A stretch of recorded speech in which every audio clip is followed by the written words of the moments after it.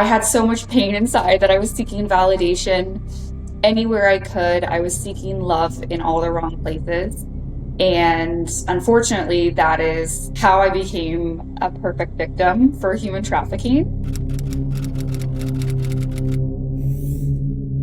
I grew up in a home with a mother who was emotionally and mentally unwell. And so she unfortunately took out her pain on me. When I became a teenager, she left the family, left my dad, a single parent of three teenage daughters. So when I was 19, I had a part-time job as a waitress. The girls there weren't very nice to me, except for one. And I finally felt like I fit in with somebody.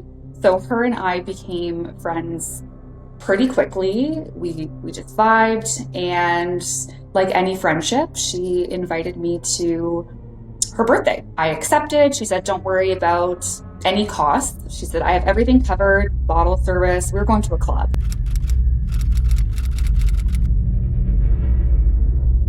We went out that night with her group of friends. I was very different from these people, but I still had a good time. They were very intimidating though, kind of like gangsters, but I had a good night and I slept over at her house. And the next morning, it was a complete 180 on her end. She would look at me and there was no soul inside of her eyes. And I was like, something's wrong with this girl. She seems very mad at me.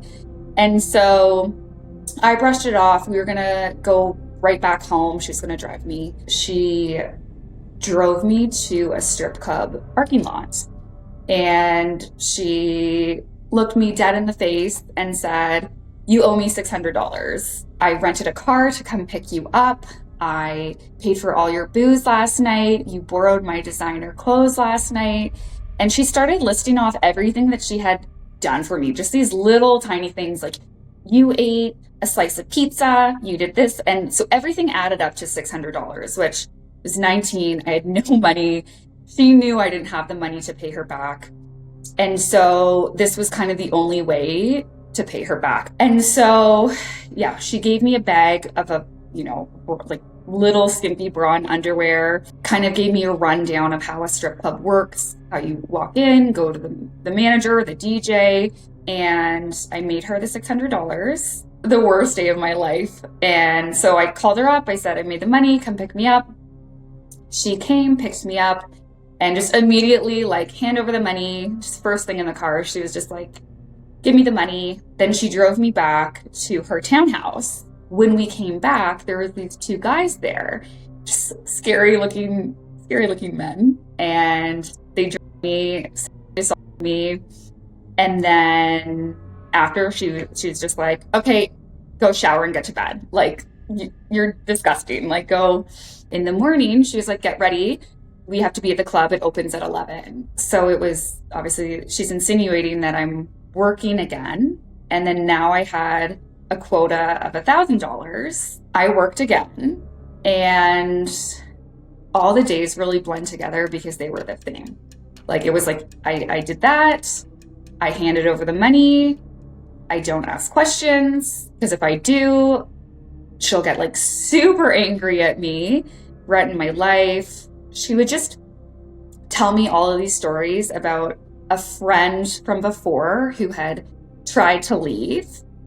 And she would say these crazy things. That on top of being like, if I go home, like if I try and reach out for help, I have to face my father and say, I was a stripper. Like, there is no way I was willing to let anybody know what was happening.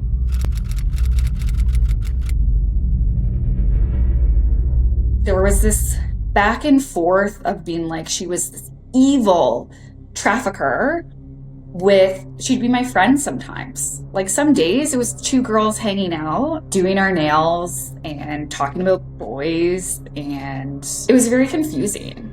And what they do, traffickers, is you give them their dream life, and then they use that to manipulate you and keep you. It got to a point, like, It was so bad. I felt like a slave. I was a slave. I didn't see any of the money.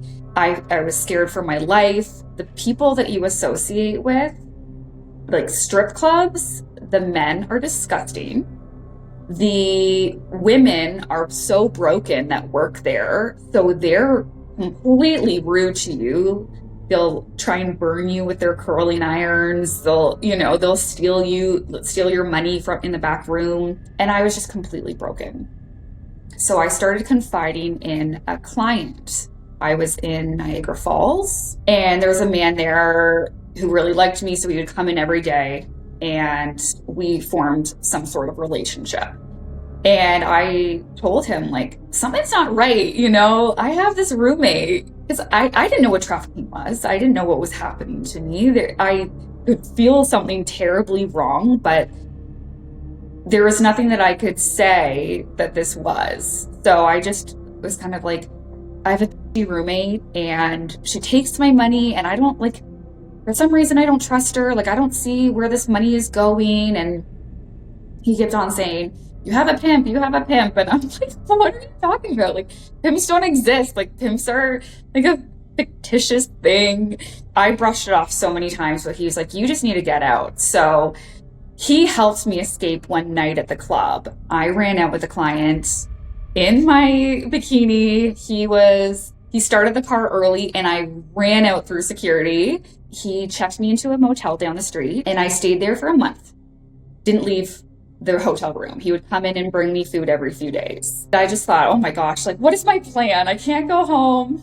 So I contacted somebody that I had known from, like, the bar, but he was my only hope. So I had contacted a few girlfriends, and they shut me down really quickly, saying, I'm not going to be friends with because word spreads when you're a stripper. Everyone now just thinks, oh, she's just she's gross. Like, she's a stripper now. And everyone wrote me off.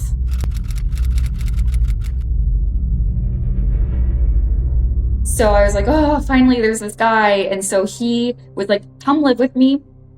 I'll take care of you, and then you can figure out a plan. Perfect. He comes to pick me up. I go back. He lived in my home city. After a week of him taking care of me, us getting along, we started a relationship. We were boyfriend, girlfriend within like the week. And then he said, well, you can't live here for free. He's like, you know how to dance. He's like, I'm taking you to the Hamilton strip club, and you're going to work because my mortgage isn't paying itself. And then when I was finally rescued, I was dancing at the club one night, and the DJ called me into the manager's office. There was this man sitting there, and he was like, I'm a police officer, and I just want to know, I just want to ask you a couple questions. And I rolled my eyes thinking, I'm doing this because I want to, like, I have a boyfriend, he loves me. And so he said, why don't I get you into the station tomorrow? You're not in trouble. I just want to know a few things. So I went. Basically, they took me to a safe house after they questioned me, and there was a safe house, and they explained to me what was going on, which was kind of relieving that there was like a name for it, like human trafficking. I was being trafficked. It was very confusing. So I think that started, I thought, my healing journey. I'm out of this, but it kind of just started a new world of pain, because now I'm so broken. My reputation is destroyed, and I'm just left to pick up the pieces. Like, I don't know who I am. While I was in the safe house, I met another girl who was also pimped out. And she said, we know how to dance. We know how to work guys and get sugar daddies. Why don't we just do it ourselves? So her and I instantly became friends, moved in with each other, flew off to LA with a sugar daddy, and did work on our own. And to us, it was so empowering. Look at us. We can make our own money. We're so desired. And it was such a confidence boost at the time. But little did I know, it was just breaking down my self-esteem.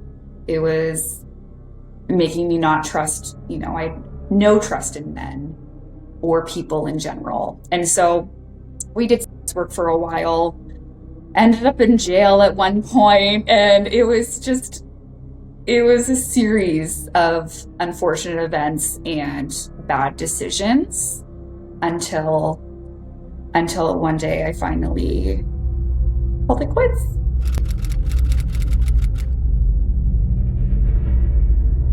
That's when I decided to call my dad. I was at rock bottom. And so I called up my dad and I said, "Can I come live with you again?" He was so relieved. He was so happy. I moved back with my dad. I reconnected with my sister. I applied to college. I got a real job. I worked at, La Senza lingerie store.